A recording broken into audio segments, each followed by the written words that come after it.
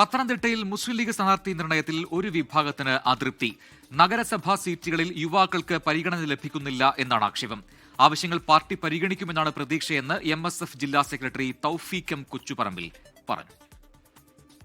ജില്ലയിലെ UDFിലെ ധാരണയനുസരിച്ച് പത്തനംതിട്ട നഗരസഭയിൽ 3 സീറ്റുകളിലും അടൂർ നഗരസഭയിൽ 2 സീറ്റിലും പന്തളം, തിരുവല്ല നഗരസഭകളിൽ ഓരോ സീറ്റുമാണ് മുസ്ലിം ലീഗിന് അനുവദിച്ചിട്ടുള്ളത്. നഗരസഭകളിൽ പാർട്ടിക്ക് ലഭിച്ച സീറ്റുകളിൽ ഇത്തവണയെങ്കിലും യുവാക്കൾക്ക് പരിഗണന നൽകണമെന്നാണ് ആവശ്യം. നഗരസഭാ സീറ്റുകളിൽ യുവാക്കൾ കടന്നു വരണം തന്നെയാണ് നമ്മുടെ ആവശ്യം.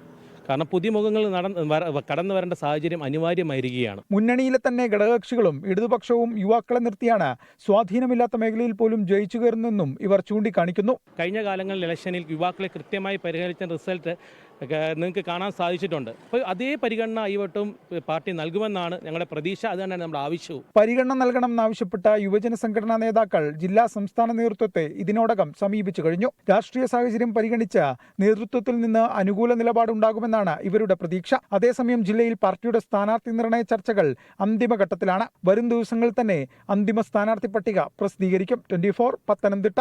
ലോകത്തെവിടെയായാലും ഏത് സമയത്തും 24 വാർത്തകളും ഓഗ്മെന്റഡ് റിയാലിറ്റി പാക്കേജുകളും എക്സ്പ്ലെയിനറുകളും വിശദമായി കാണാൻ ഞങ്ങളുടെ YouTube ചാനൽ നിങ്ങൾക്ക് സബ്സ്ക്രൈബ് ചെയ്യാം.